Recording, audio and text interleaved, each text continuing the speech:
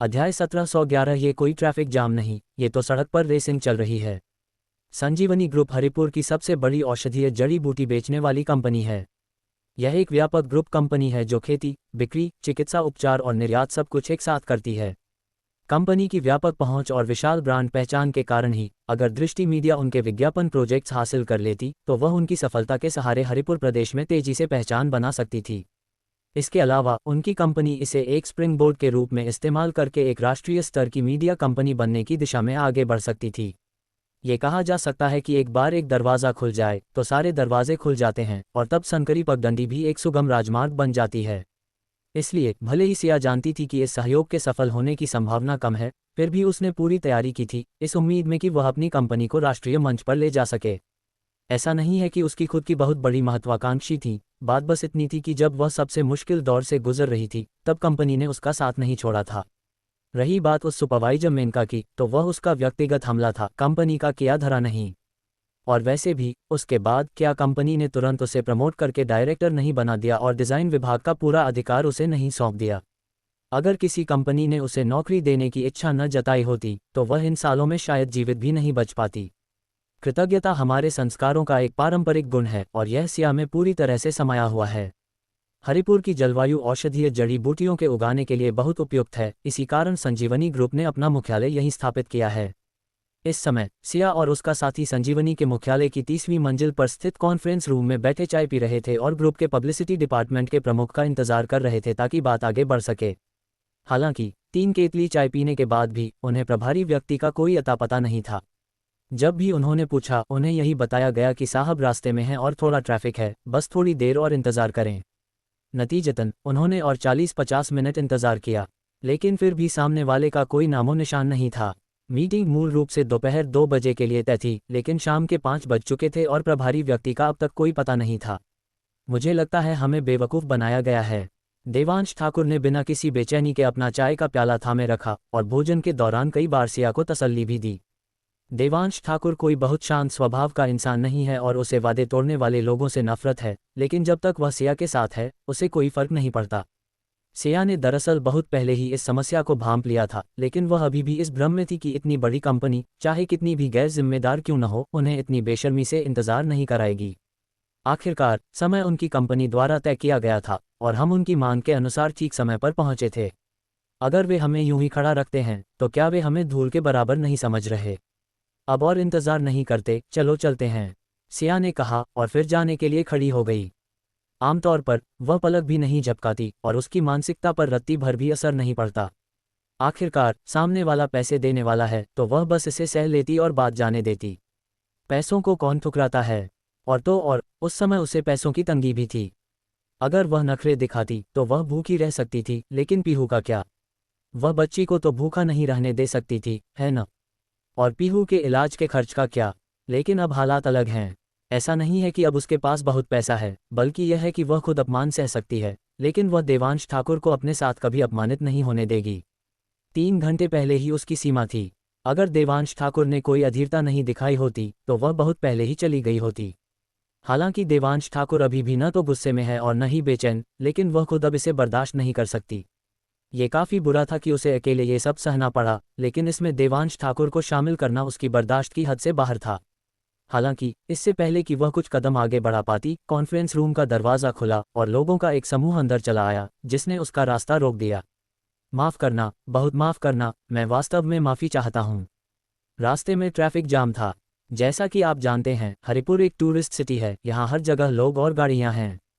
समूह में सबसे आगे वाले आदमी ने हाथ जोड़कर मुस्कुराते हुए सिया से बात की। वह आदमी मंझले कद का था और उसका चेहरा इतना बीमार सा लग रहा था जैसे शराब और औरतों ने उसे निचोड़ लिया हो।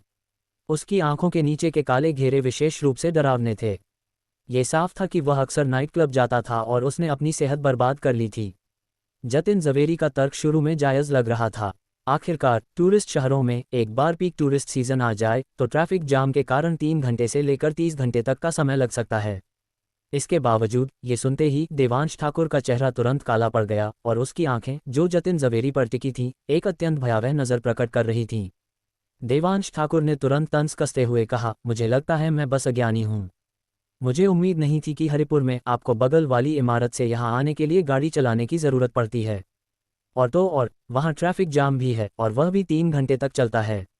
यह अजीब है। देवांश ठाकुर के शब्द सुनकर सिया पहले तो चौंक गई, लेकिन जल्दी ही समझ गई कि उसका क्या मतलब है, और उसका गुस्सा और भी भड़क गया। वह पहले से ही इस आदमी के व्यवहार से असंतुष्ट थी, और अब जब उसने देवांश ठाकुर को इसमें घसीट लिया था तो वह और भी नाराज थी। लेकिन वह तुरंत गुस्सा नहीं हुई, क्योंकि उसे अचानक एहसास हुआ कि देवांश ठाकुर को कैसे पता चला कि यह आदमी बगल वाली इमारत में था। उसके पास ऐसी आंखें नहीं हैं जो मीलों दूर देख सकें या कान जो हवा सुन सकें, तो क्या ये कोई तुक्का था? जब जतिन जवेरी ने ये शब्द सुने तो वह तुरंत भौचक्का रह गया, और फिर उसने अनजाने में अपने पीछे खड़े लोगों की ओर देखा। साफ तौर पर उसका मानना था कि किसी ने ज़रूर उसकी लोकेशन लीक की होगी, वरना मेरे सामने खड़ा यह आदमी कभी नहीं जान पाता कि वह अभी सड़क के उस पार वाली इमारत में था। उसे ठीक ठीक नहीं पता था कि किसने जानकारी लीक की, इसलिए उसने सार्वजनिक रूप से अपना आपा नहीं खोया। इसके बजाय उसने अपनी मुस्कुराती हुई अभिव्यक्ति फिर से ओढ़ ली और बेवकूफ़ बनने का नाटक करते हुए कहा, जनाब आप मजाक कर रहे हैं। मैं वास्तव में अभी ट्रैफिक में फंसा था। अगर आपको यकीन नहीं है तो आप इनसे पूछ सकते हैं। Traffic jam. देवांश ठाकुर ने तिरस्कारपूर्ण ढंग से सिर हिलाया। वह औरत जिसके साथ तुमने आधे घंटे तक मज़े किए, लेकिन उसने तुम्हारे साथ 1 मिनट से भी कम समय बिताया, वह ज़रूर तुम्हारी सेक्रेटरी होगी, है न? यह कोई ट्रैफिक जाम नहीं है, ये तो साफ तौर पर रेसिंग है, और वह भी हाईवे पर रेसिंग। जतिन जवेरी पूरी तरह सन रह गया। पूरे कंपनी में यह आम बात थी कि उसका अक्सर उस ऑफिस में अपनी सेक्रेटरी के साथ चक्कर चलता था, इसलिए यह कोई आश्चर्य की बात नहीं थी। लेकिन वे वास्तव में ये कैसे करते थे, कितनी देर तक और कौन किसके साथ चक्कर चला रहा था, यह उसके और उसकी सेक्रेटरी के अलावा कोई नहीं जानता था। अगर ऐसा है तो इस आदमी को ये कैसे पता चला? क्या उसने उस ऑफिस में सर्विलांस कैमरे लगा रखे हैं? अगर ऐसा है तो क्या मेरी सेक्रेटरी के साथ की गई वो सारी हरकतें उसने फिल्म कर ली हैं? ये सोचते ही जतिन जवेरी ने तुरंत अपना संयम खो दिया। लानत है, क्या इससे वह किसी एडल्ट फिल्म का हीरो नहीं बन जाएगा? अध्याय 1712 मुझ पर हाथ उठाने की हिम्मत। लगता है तुम कभी मरे नहीं हो। हर मर्द एडल्ट फिल्मों का हीरो बनने का सपना देखता है, लेकिन वह केवल उनके हुनर और मजे की चाहत रखता है। वह नहीं चाहता कि उसके वीडियो उन लोगों की तरह पूरी दुनिया में वायरल हो जाएं। जतिन जवेरी भी इसका अपवाद नहीं था, इसलिए देवांश ठाकुर की बात सुनते ही वह तुरंत गुस्से से आग बबूला हो गया। पकड़ो उस कमीने को। जैसे ही उसने ये कहा, उसके पीछे खड़े लोग बिना किसी हिचकिचाहट के आगे लपके, पूरी ऊर्जा के साथ, जैसे उन्हें जोश का इंजेक्शन लगा दिया गया हो। लेकिन इससे पहले कि वे देवांश ठाकुर तक पहुंच पाते, सिया ने उन्हें रोक दिया। उसने उनका रास्ता रोकने के लिए अपनी बाहें फैला दी और सख्ती से चिल्लाई, तुम लोग क्या करना चाहते हो? तुम क्या कर रही हो? जतिन जवेरी ने तंज कसा और जारी रखा, ये कमीना मेरे ऑफिस की जासूसी करने की जुर्रत करता है। तुम्हें नहीं लगता कि इसे मौत की जल्दी है? ये सुनकर सिया का दिमाग एक पल के लिए सुन्न हो गया। क्या देवांश ठाकुर सिर्फ तुक्का नहीं लगा रहा था?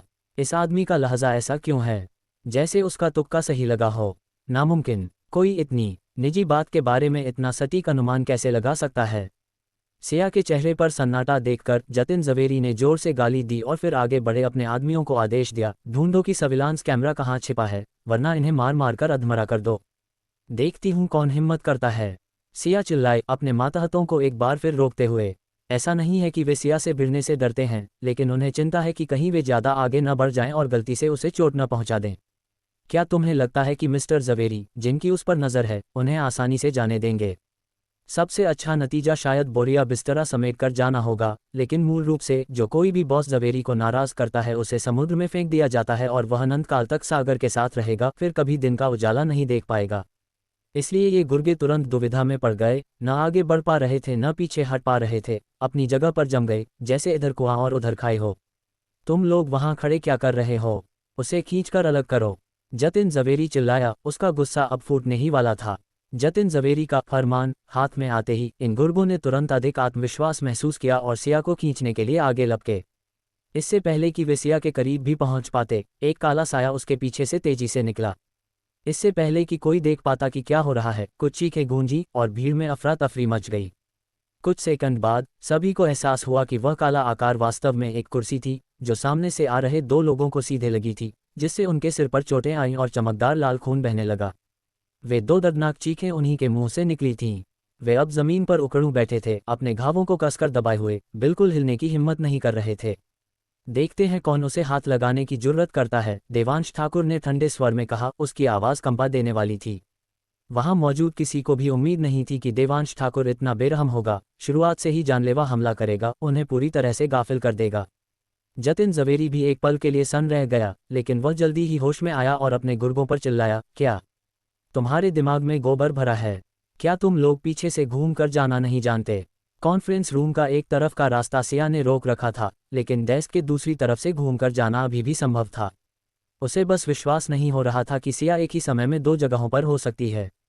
मिस्टर जवेरी, आपका क्या मतलब है? ये देखकर कि वह दूसरे समूह को नहीं रोक सकती, सिया ने सीधे सरगना को पकड़ने का फैसला किया। मेरा क्या मतलब है? तुम्हें पहले अपनी सेक्रेटरी से पूछना चाहिए कि उसका क्या मतलब है। जतिन जवेरी ने गुस्से में कहा, मेरे ऑफिस में सर्विलांस कैमरे लगाना, क्या तुम लोग सहयोग की बात ऐसे करते हो? मेरा यकीन करो या न करो, मैं तुम पर जबरन वसूली का मुकदमा ठोक दूंगा। हालांकि सिया को नहीं पता था कि देवांश ठाकुर को कैसे पता चला कि जतिन जवेरी ने अपने ऑफिस में क्या किया था। उसने तुरंत पलटवार किया, आपने हमसे ट्रैफिक जाम के बारे में झूठ बोला जबकि ऐसा कुछ नहीं था, हमें 3 घंटे तक इंतजार कराया। क्या सहयोग के प्रति आपका यही रवैया है? तुम बस एक छोटी सी खटारा कंपनी हो। तथ्य यह है कि हमारा संजीवनी ग्रुप तुमसे मिलने को तैयार है, यही अपने आप में एक बहुत बड़ा एहसान है। तुम न केवल एहसान फरामोश हो, बल्कि नखरे भी दिखा रही हो। क्या मैं तुम्हारे प्रति बहुत दयालु रहा हूँ? जतिन जवेरी ने तंज कसते हुए सिया और उसके साथी को नीची नज़र से देखा। चूंकि आपका सहयोग करने का कोई इरादा नहीं है, तो मेरे रास्ते से हटिए और अब से हम अपने अपने रास्ते, सिया ने गुस्से में कहा। साफ तौर पर दूसरी पार्टी के रवैये ने उसके सब्र का बांध तोड़ दिया था। मैंने पहले भी घमंडी क्लाइंट्स देखे हैं, लेकिन मैंने कभी इतना बदतमीज क्लाइंट नहीं देखा। अगर सहयोग करने का कोई इरादा नहीं है तो सहयोग मत करो। मुझे इतनी दूर यहाँ बुलाने और फिर जानबूझकर मुझसे छिपने की क्या ज़रूरत थी? इस तरह का क्लाइंट सबसे घिनौना है जो उसने अब तक देखा है, कोई मुकाबला नहीं। रास्ता छोड़ूं? जतिन जवेरी ने हिकारत से हंसते हुए कहा, तुम मेरे संजीवनी ग्रुप के दरवाजे के अंदर आए हो और तुमने हमें संतुष्ट नहीं किया। तुम्हें लगता है कि तुम इतनी बेशर्मी से ऐसे ही चली जाओगी? क्या तुम्हें लगता है कि यह सही है? जैसे ही उसने ये कहा, उसके गुर्गे एक साथ आगे बढ़े, दोनों पुरुषों के करीब आते हुए। ये स्पष्ट रूप से उन पर दबाव डालने का एक तरीका था ताकि उनमें डर पैदा हो और उनका मनोबल टूट जाए। तो आप क्या चाहते हैं? सिया जानती थी कि जब कोई किसी और के इलाके में हो तो उसे थोड़ा झुक कर रहना चाहिए, इसलिए उसने ये देखने के लिए पहले एक कदम पीछे लिया कि सामने वाले का क्या इरादा है। मैं क्या चाहता हूँ? जतिन जवेरी ने अपनी जीत पर इतराते हुए कहा, जो मैं चाहता हूँ वह बहुत सरल है। क्या उस लड़के को मेरे ऑफिस की जासूसी करना पसंद नहीं है? ठीक है, जब तक तुम मेरे साथ मेरे ऑफिस में एक बार आती हो, वह मुझे जितना चाहे देख सकता है, कैसा रहेगा? कमीने, सिया गुस्से से चिल्लाई और फिर संत की आवाज़ के साथ एक काली परछाई फिर से सबकी आंखों के सामने से गुजरी और फिर धड़ाम की आवाज़ के साथ वह किसी और व्यक्ति से टकराए। हालांकि इस बार कुर्सी का निशाना जतिन जवेरी था, लेकिन वह उसे नहीं लगी। ऐसा इसलिए हुआ क्योंकि उसके एक गुर्गे और बॉडीगार्ड ने तुरंत भांप लिया कि कुछ गड़बड़ है और जतिन जवेरी को बचाने के लिए उस वार को अपने ऊपर ले लिया। इसके बावजूद ऑफिस की कुर्सी इतनी शक्तिशाली थी कि उसने उन दोनों को जमीन पर गिरा दिया, जिससे जतिन जवेरी पीठ के बल गिर पड़ा। जतिन जवेरी लड़खड़ाते हुए खड़ा हुआ, उस गुर्गे का आभारी होने के बजाय जिसने उसे ऑफिस की कुर्सी से बचाया था। उसने उसे लात मारी और कहा, बेकार चीज, तुम हमेशा डींगे हाँकते हो कि तुम कितने महान हो, लेकिन तुम एक कुर्सी भी नहीं रोक सकते। तुम्हें पालने के ये सारे साल बेकार गए। उस छोटे आदमी ने समझाने की कोशिश की, लेकिन जैसे ही उसने अपना मुंह खोला, उसने खून की एक उल्टी की और फिर अनियंत्रित रूप से खून की उल्टियां करने लगा। ये देखकर जतिन जवेरी ने यह नहीं सोचा कि उसका गुर्गा ऐसा क्यों हो गया है। इसके बजाय वह और भी नाराज हो गया और उसने उस आदमी के सिर पर जोर से लात मारी, अगर तुम्हें मरना ही है तो कहीं और जाकर मरो, यहाँ मेरे रास्ते में मत आओ।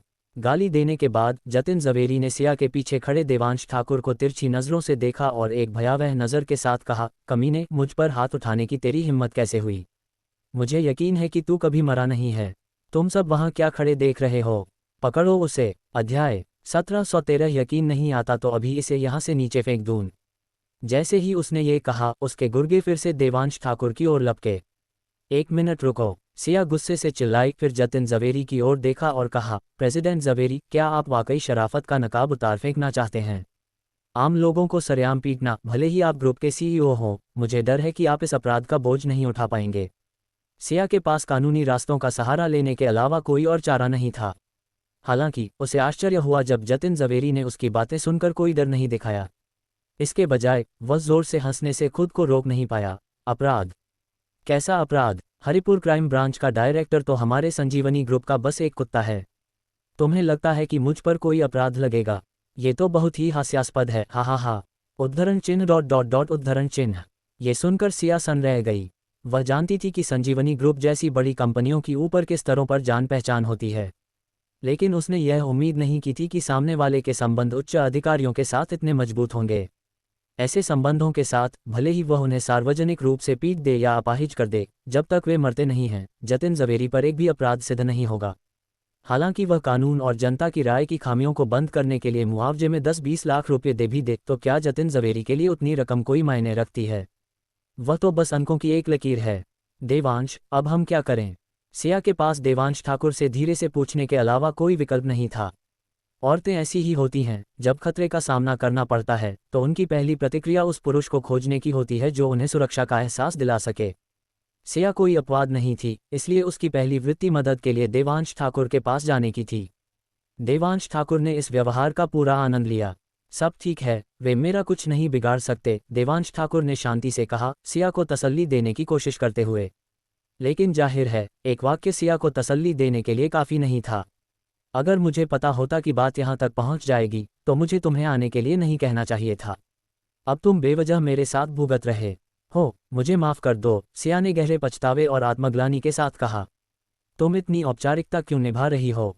देवांश ठाकुर ने अपना सिर हिलाया और हंसा। वैसे भी अगर मैं नहीं आता तो तुम अकेले क्या करती? क्या तुम बस उन्हें मनमानी करने देती? मुझे ये बिल्कुल अच्छा नहीं लगता। ये कौन सा वक्त है? तुम अभी भी बकवास क्यों कर रहे हो? सिया ने देवांश ठाकुर को आंखें दिखाईं और उसे गुस्से में डांटे बिना नहीं रह सकी। लेकिन न जाने क्यों उसके इस विस्फोट ने उसके दिल को काफ़ी शांत कर दिया। ये देखकर कि दोनों आदमी न केवल डर नहीं रहे थे बल्कि आपस में कानाफूसी भी कर रहे थे, जतिन जवेरी तुरंत भड़क गया और उन पर दहाड़ा, तेरी तो क्या तुम्हें लगता है कि मैं यहाँ बस सजावट के लिए हूँ? इतना कहकर वह अपने गुर्गों की ओर मुड़ा और बोला, तुम लोगों को आखिर क्या हो गया है? क्या तुम चाहते हो कि तुम्हारे संतुष्ट होने से पहले मैं खुद ये करूं? बॉस ने इतना सब कह दिया है, भले ही वे बेवकूफ़ हों, उन्हें अब पता होना चाहिए कि क्या करना है। इसलिए ये गुर्गे अब और न रुकते हुए एक बार फिर देवांश ठाकुर पर टूट पड़े। ये देखकर सिया फिर चिल्लाई, देखती हूँ कौन हम पर हाथ उठाने की जुर्रत करता है। भूलो मत, हम कपूर ग्रुप से हैं। यदि संभव होता तो सिया कपूर परिवार के घर से बाहर नहीं जाना चाहती थी। आखिरकार किसी और के अधिकार का उपयोग करने पर पोल खुलना आसान होता है, और भले ही न खुले फिर भी आप पर उनका एक एहसान चढ़ जाएगा, और एहसान चुकाना हमेशा सबसे मुश्किल होता है। ऊपर से ये कपूर परिवार का एहसान है जिसे चुकाना और भी मुश्किल है। इसके अलावा रिया कपूर इतनी खूबसूरत है, अगर देवांश ठाकुर पर उसका एहसान हो गया और उन्हें एक दूसरे से और संपर्क करने का मौका मिला तो शायद वह खुद पर काबू न रख पाई कि आगे क्या हो सकता है। ऐसा नहीं था कि सिया में आत्मविश्वास की कमी थी या उसे लगता था कि वह रिया कपूर का मुकाबला नहीं कर सकती, बस बात इतनी थी कि रिया कपूर हर मायने में बहुत ही उत्कृष्ट थी। सिया की तो बात ही छोड़ो, कोई भी महिला उसके सामने फीकी पड़ जाएगी। दूसरे शब्दों में देवांश ठाकुर ने उसे दूसरे के ऊपर चुना था। अगर कोई और मर्द होता तो उसने उसे कब का लात मार दी होती और रिया कपूर की बाहों में जा गिरा होता। इन्हीं कारणों से सिया रिया कपूर का एहसान नहीं लेना चाहती थी और न ही देवांश ठाकुर को इसमें शामिल करना चाहती थी। लेकिन हालात जिस तरह से बिगड़े हैं, उसके पास कपूर परिवार का नाम लेने के अलावा कोई और चारा नहीं है। हालांकि उसे आश्चर्य हुआ जब कपूर ग्रुप का नाम सुनते ही जतिन जवेरी ने न केवल कोई डर नहीं दिखाया बल्कि फिर से जोर से हंस पड़ा। कपूर ग्रुप कुछ भी नहीं है। बस बात यह है कि मुझे तुम्हारे मुंबई जाने का वक्त नहीं मिला, वरना वह रंडी रिया कपूर कब की मेरे साथ खेल चुकी होती। उद्धरण चिन्ह dot dot dot dot dot dot विस्मयादिबोधक चिन्ह उद्धरण चिन्ह। सिया इन शब्दों से इतनी हैरान थी कि वह मुश्किल से बोल पा रही थी। वह जानती थी कि कहावत है कि एक शक्तिशाली ड्रैगन भी स्थानीय सांप को नहीं दबा सकता, लेकिन उसने कभी उम्मीद नहीं की थी कि सामने वाला कपूर ग्रुप को इतना हल्के में लेगा। चाहे कपूर ग्रुप हरिपुर में कितना भी महत्वहीन क्यों न हो, यह अभी भी एक राष्ट्रीय स्तर पर प्रसिद्ध समूह है। इसके अलावा अब ये सियांश ग्रुप को नियंत्रित करता है और गुरु देवांश जैसे समर्थक के साथ कौन इसका सम्मान नहीं करेगा। दूसरी ओर जतिन जवेरी ने न केवल कोई सम्मान नहीं दिखाया बल्कि बदतमीजी से बात भी की। वास्तव में उसने अपनी हद दर्जे की अकड़ दिखाई। लेकिन कोई व्यक्ति जितना ऐसा होता है उससे निपटना उतना ही मुश्किल होता है। आखिरकार जिद्दी लोग निर्दयी से डरते हैं, निर्दयी लोग लापरवाह से डरते हैं और लापरवाह लोग मानसिक रूप से अस्थिर लोगों से डरते हैं। जतिन जवेरी स्पष्ट रूप से मानसिक समस्याओं वाले लोगों की इस श्रेणी में आता है, और ऐसे लोग अक्सर ऐसी हरकतें करते हैं जो अप्रत्याशित होती हैं, यहाँ तक कि अकल्पनीय भी, जो उन्हें और भी डरावना बना देती हैं। बढ़िया, चूंकि तुम कपूर ग्रुप से हो और मेरे पास रिया कपूर के साथ खेलने का समय नहीं है, इसलिए मैं पहले तुम्हारे साथ खेलूंगा, इसे ब्याज समझो। जतिन जवेरी ने एक गंदी मुस्कान के साथ कहा। उसकी आंखें सिया के शरीर को ऐसे स्कैन कर रही थी जैसे वह उसे नग्न देखना चाहता हो। तुम्हारी हिम्मत कैसे हुई? सिया चिल्लाए। क्या तुम जानते हो कि कपूर ग्रुप का रक्षक कौन है? वे नॉर्थ मुंबई के गुरु देवांश हैं, जो आकाश श्रेणी में नंबर 1 पर हैं। अगर तुमने मुझे हाथ भी लगाया तो तुम गुरु देवांश के खिलाफ जाओगे। क्या तुम नॉर्थ मुंबई के गुरु देवांश को चुनौती देने की हिम्मत रखते हो? ये नॉर्थ मुंबई का गुरु देवांश किस खेत की मूली है? रसायन संघ के सामने वह एक कुत्ते के सिवा कुछ नहीं है। जतिन जवेरी ने दांत पीसते हुए कहा, जैसे उसे गुरु देवांश से कोई गहरी नफरत हो। इतना कहने के बाद उसने सिया को हवस भरी नजरों से घूरा। अगर तुम अपनी भलाई जानती हो तो बेहतर होगा कि चुपचाप मेरी सेवा करो, वरना जब मैं सख्ती पर उतर आया तो ये सिर्फ एक आदमी के तुम्हारे साथ खेलने जितना आसान नहीं होगा। तू अपनी मौत को दावत दे रहा है। देवांश ठाकुर धीमी आवाज में दहाड़ा और फिर जतिन जवेरी की ओर बढ़ा। ये देखकर जतिन जवेरी पूरी तरह से शांत रहा और यहाँ तक कि तिरस्कार से हंसा भी। लानत है, मैं तो भूल ही गया था कि यहाँ ये कचरा भी मौजूद है। सिया, ये तुम्हारा सेक्रेटरी है ना? अगर तुम बाज नहीं आई तो मैं इसे अभी यहाँ से नीचे फेंक दूंगा, यकीन नहीं आता। अध्याय 1714। जरूर गुरु देवांश ने इसे कुछ दांव पेंच सिखाए होंगे। उसके बाल को भी हाथ लगाने की जुर्रत की तो। सिया गुस्से से चिल्लाई। उसका चेहरा पीला पड़ गया था। वह किसी मुर्गी की तरह लग रही थी जो अपने चूजों की रक्षा कर रही हो, किसी को पास आने की इजाजत नहीं दे रही थी। अंधे कमीने, मैं न केवल इसे तंग करूंगा बल्कि मैं इसे जान से मार डालूंगा। जतिन जवेरी दहाड़ा, देवांश ठाकुर की नाक की ओर इशारा करते हुए, हार न मानते हुए। काम पर लग जाओ। जो कोई भी फिर से हिचकिचाया, मुझे बाद में हिसाब बराबर करने और उसके पूरे परिवार को मिटा देने के लिए दोष मत देना। जतिन जवेरी ने एक उदास चेहरे के साथ अपने गुर्गों को अंतिम आदेश दिया। जैसे ही उसने ये कहा, उसके गुर्गों ने एक दूसरे की ओर देखा और फिर उन सभी ने एक दूसरे की आंखों में सब कुछ दांव पर लगाने का दृढ़ संकल्प देखा। कोई रास्ता नहीं था। गुरु देवांश का नाम पूरे देश में प्रसिद्ध था, इसलिए उन्होंने उनके बारे में जरूर सुना होगा। मिस्टर जवेरी गुरु देवांश को चुनौती देने की हिम्मत कर सकते थे, लेकिन ये लोग नहीं। लेकिन चूंकि मिस्टर जवेरी ने अपनी बात कह दी थी, इसलिए उनके पास कार्रवाई करने के अलावा कोई विकल्प नहीं था, चाहे वे कितना भी डरते हों। आखिरकार गुरु देवांश को नाराज करने से वास्तव में मौत हो सकती थी, लेकिन वह आज बाद की बात होगी। हालांकि अगर उन्होंने बॉस जवेरी को नाराज किया तो उनमें से कोई भी आज रात जिंदा नहीं बचेगा। सापेक्ष महत्व स्पष्ट है। चुनाव इतना साफ है कि इसके लिए लगभग किसी विचार की आवश्यकता नहीं है। वे वैसे भी मरने वाले थे, तो वे एक और रात जीवित रह सकते थे। बिना किसी और हिचकिचाहट के उन्होंने अपनी मुट्ठियां भींची और देवांश ठाकुर की ओर दौड़ पड़े। देवांश ठाकुर जानता था कि ये लोग भी अपनी इच्छा के विरुद्ध काम कर रहे हैं, लेकिन चूंकि वे जतिन जवेरी के साथ रहते हैं, इसलिए उन्होंने शायद बहुत सारे बुरे काम किए होंगे। आज मेरा सामना मुझसे ही हो गया। अगर कोई और होता तो उन्होंने शायद मुझे सचमुच अपाहिज कर दिया होता। इसलिए देवांश ठाकुर ने उन पर कोई दया नहीं दिखाई और इसके बजाय अपने पास वाली ऑफिस की कुर्सी पकड़ ली और उसे उन पर दे मारा। देवांश, सिया डर के मारे चिल्लाए। उसे रोकने की कोशिश की, लेकिन बहुत देर हो चुकी थी। देवांश ठाकुर की तरफ केवल एक ही वार में उसने सामने से आ रहे गुर्गे को कुर्सी से मारकर जमीन पर गिरा दिया। आपको मानना पड़ेगा कि बड़ी कंपनियों के मजे हैं, उनका ऑफिस का सामान कितना मजबूत और टिकाऊ होता है। एक आम कंपनी में देवांश ठाकुर के कुर्सी मारने से वह टूटकर बिखर जाती, लेकिन संजीवनी ग्रुप की ऑफिस की कुर्सियां अलग थीं। किसी को गिराने के बाद भी वे रत्ती भर भी नहीं हिलीं। वाह, ये तो काफी मजबूत है। देवांश ठाकुर इसकी तारीफ किए बिना नहीं रह सका। न केवल देवांश ठाकुर थोड़ा हैरान था, बल्कि खुद जतिन जवेरी भी ये देखकर थोड़ा हक्का बक्का रह गया। उस पल उसके दिमाग में केवल एक ही विचार आया, क्या परचेज डिपार्टमेंट का प्रमुख वास्तव में इतना भरोसेमंद है? उसने बिल्कुल भी कटौती नहीं की। इतना मलाईदार विभाग और उसने कोई कमीशन नहीं खाया। उसका प्रमोशन करो, उसे प्रमोट किया जाना चाहिए। देवांश ठाकुर के इस वार ने गुर्गों को नहीं डराया। आखिरकार देवांश ठाकुर एक हथियार पकड़े हुए था, जिससे उसे चोट पहुंचाना निहत्थे लोगों की तुलना में आसान था। तो इसका मतलब यह नहीं था कि देवांश ठाकुर उनसे ज्यादा ताकतवर था। इसके अलावा उनके साथी की चोट ने उनके धर्मी गुस्से को और भड़का दिया। कमीने, भीड़ में से कोई चिल्लाया, भाइयों मार डालो इसे। ये सुनकर गुर्गों का समूह हड्डी देखते ही भूखे कुत्तों की तरह चीखते हुए देवांश ठाकुर की ओर उमड़ पड़ा। दुर्भाग्य से यह आखिरकार एक कॉन्फ्रेंस रूम था। जगह चाहे कितनी भी बड़ी क्यों न हो, वह अभी भी घर के अंदर थी। इसलिए हालांकि ये गुर्गे संख्या में उससे अधिक थे, वे अपनी ताकत का प्रभावी ढंग से उपयोग नहीं कर सके और भारी बल का वांछित प्रभाव प्राप्त नहीं कर सके। देवांश ठाकुर अपनी ऑफिस की कुर्सी लहराते हुए एक ऐसे नायक की तरह लग रहा था जो 10,000 आदमियों को रोक सकता है, अपने उग्र गुर्गों को दूर रख रहा था। हालांकि इन गुर्गों ने जल्दी ही देवांश ठाकुर के करीब पहुंचने का रास्ता खोज लिया। उन्होंने सामने से हमला किया, जबकि अन्य डेस्क पर कूद गए और किनारों से घूम गए। फिर भी दूसरों ने सिया को दरकिनार कर दिया और पीछे से उसे घेर लिया, एक 3 तरफा घेराबंदी बना ली। जब सिया ने ये देखा तो वह इतनी चिंतित हो गई कि वह लगभग ऊपर नीचे कूदने लगी। वह देवांश ठाकुर की ताकत को बहुत अच्छी तरह जानती थी, यहाँ तक कि जब उसने उस समय लापरवाही से काम किया था तब भी वह कंपनी में अपने सहयोगियों के साथ केवल आगे पीछे लड़ सकता था और तरुण और कुछ अन्य लोगों द्वारा एक तरफा दबा दिया गया था। अब जबकि वह होश में है, उसकी लड़ने की क्षमता निश्चित रूप से और भी खराब है। इसलिए सिया की नज़र में इतने बड़े समूह का सामना करते समय देवांश ठाकुर निश्चित रूप से जल्दी ही नुकसान में होगा और उनके द्वारा कुछ ही समय में निपटा दिया जाएगा। ये 30वीं मंजिल है। अगर वे वास्तव में उसे यहाँ से नीचे फेंक देते हैं तो क्या उसके पास बचने का कोई मौका है? भले ही उसके पास गुरु देवांश द्वारा दी गई गोलियां थीं, इतनी ऊंचाई से गिरने पर शायद उसके चिथड़े उड़ जाते। भले ही वह चिंतित थी, वह उन्हें रोक नहीं सकती थी और केवल लाचारी से देख सकती थी क्योंकि उन्होंने उन्हें घेर लिया था।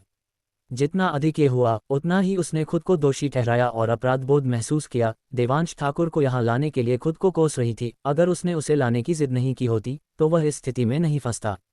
हालांकि ठीक उसी समय जब सिया बेहद चिंतित थी, उसकी आंखों के सामने के दृश्य ने उसे अवाक कर दिया और एक पल के लिए उसे आश्चर्य हुआ कि क्या वह सपना देख रही है।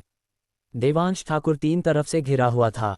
उसके गुर्गे एक भयानक अंदाज में आगे लपके, लेकिन वे उसके बिल्कुल करीब नहीं आ सके, उस कुर्सी की बदौलत जिसे देवांश ठाकुर घुमा रहा था।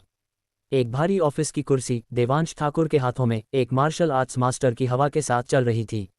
न केवल ये हल्की और फुर्तीली है, बल्कि यह अप्रत्याशित और हमेशा बदलती रहने वाली भी है।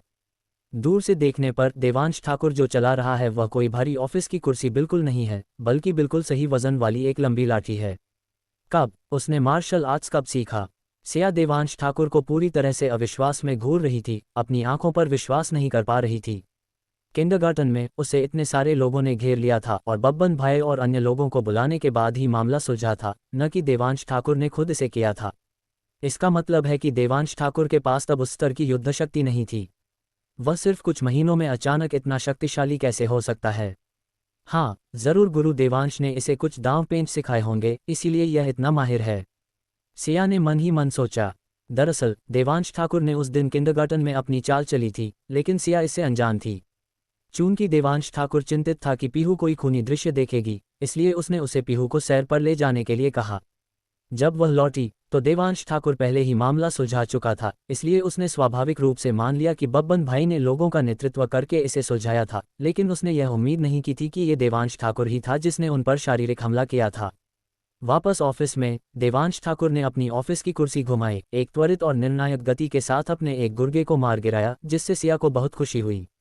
मूल रूप से देवांश ठाकुर घिरा हुआ था, लेकिन 1 मिनट से भी कम समय में स्थिति पलट गई और देवांश ठाकुर अकेले एक कुर्सी के साथ 3 दिशाओं से अपने गुर्गों का पीछा कर रहा था और उन्हें पीट रहा था।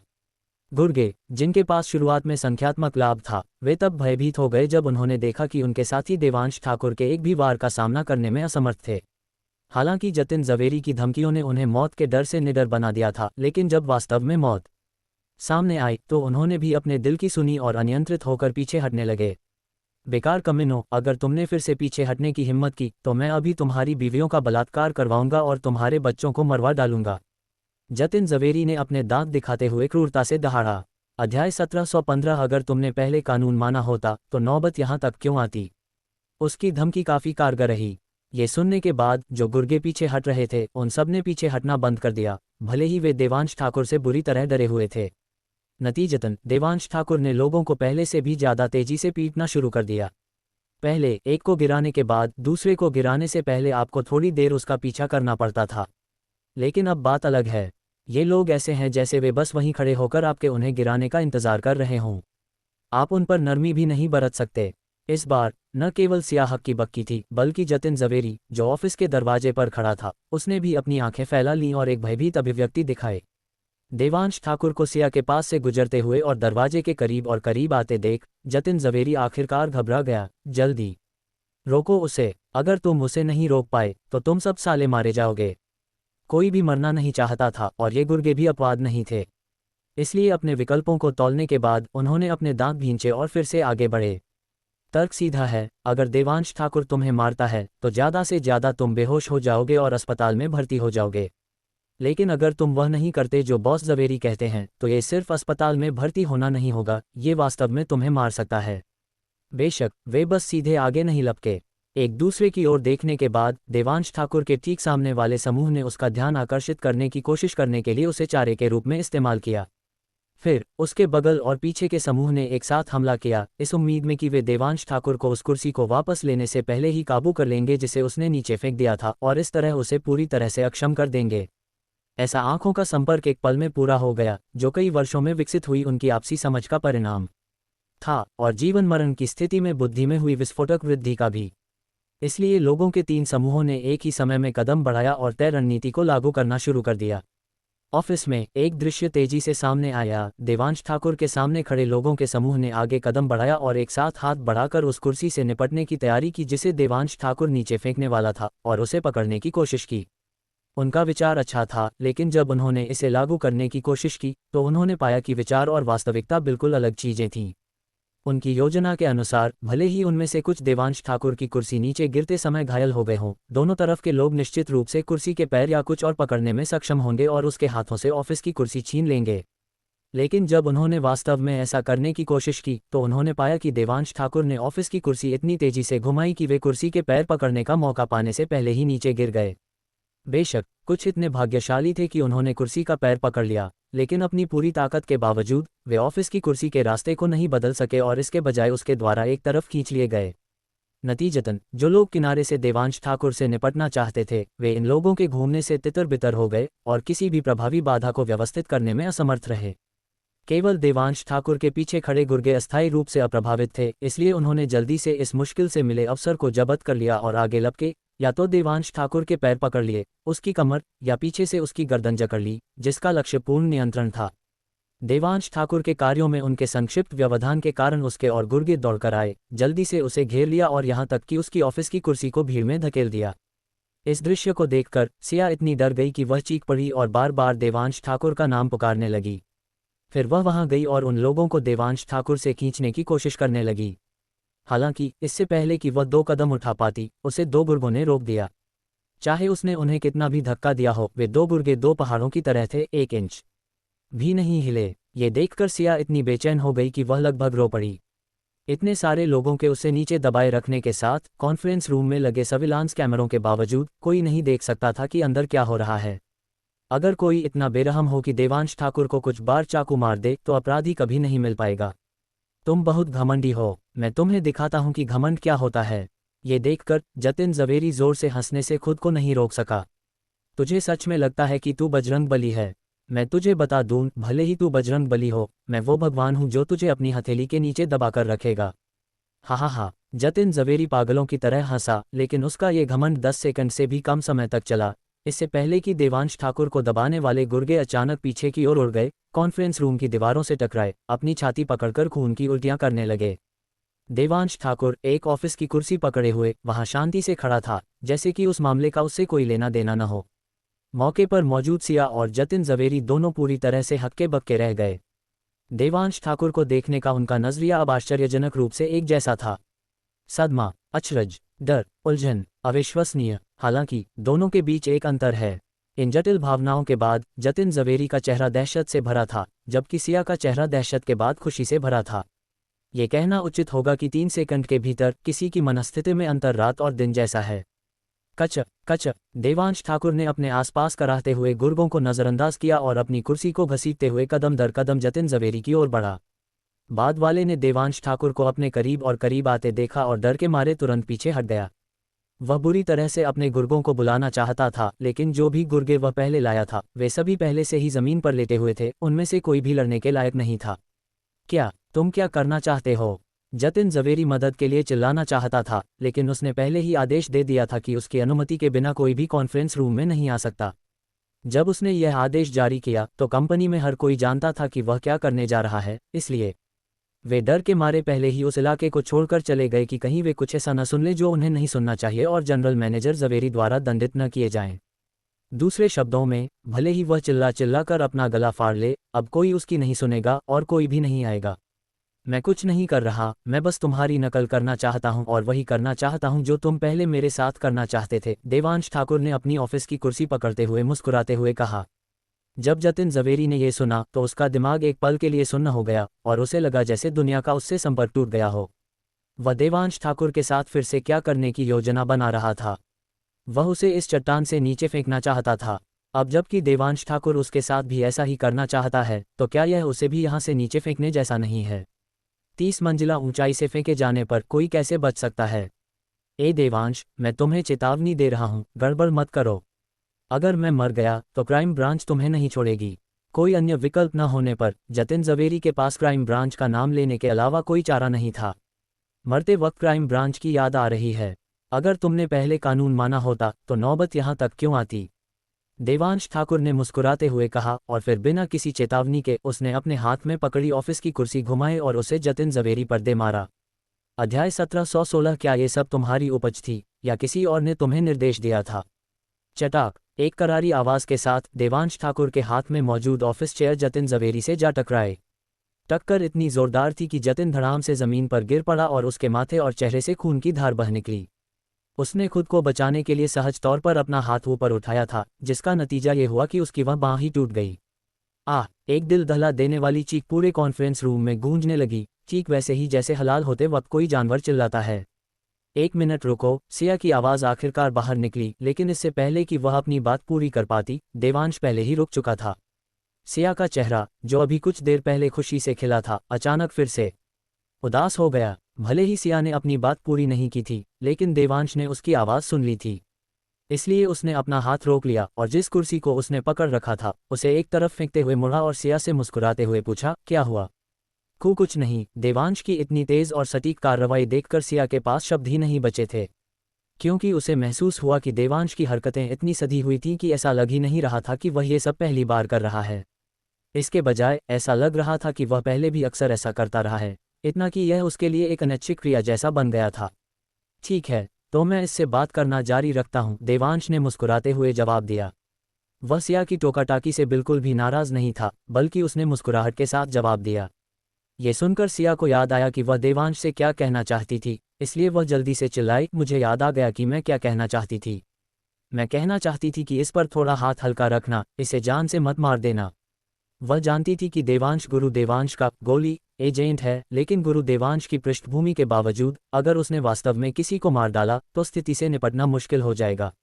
भले ही देवांश ने नागपुर गांव में अपने चाचा के परिवार का बुरा हाल कर दिया था, लेकिन अंततः वह प्रभावशाली हस्तियों और सेना के प्रभाव के कारण किसी भी कीमत को चुकाने से बच गया था। लेकिन वह सब अपने ही राज्य के भीतर था और कोई नहीं मरा था, इसलिए सब कुछ समझने योग्य था। लेकिन अगर यहाँ वास्तव में किसी की जान चली गई तो परिणाम स्पष्ट रूप से अकल्पनीय होंगे। ये केवल इसलिए नहीं है क्योंकि ये दूसरे राज्य में किसी और के इलाके में है, इससे भी महत्वपूर्ण बात यह है कि जतिन जवेरी की पृष्ठभूमि भी काफ़ी जटिल लगती है। जब उसने पहले गुरु देवांश का नाम लिया था तो यह आदमी न केवल डरा नहीं, बल्कि उसने उन्हें पूरी तरह से नज़रअंदाज कर दिया।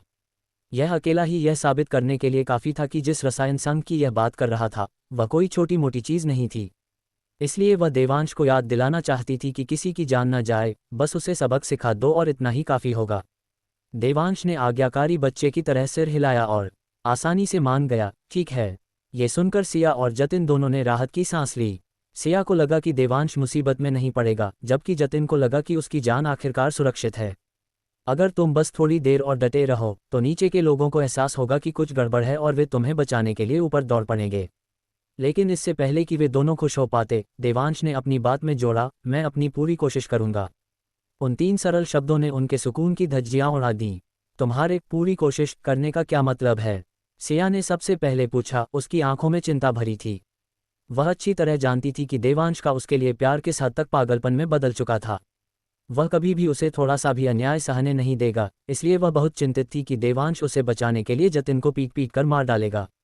अगर ऐसा होता है तो शायद उसे अपनी गरिमा और सम्मान वापस मिल जाएगा, लेकिन देवांश को जेल जाना पड़ सकता है।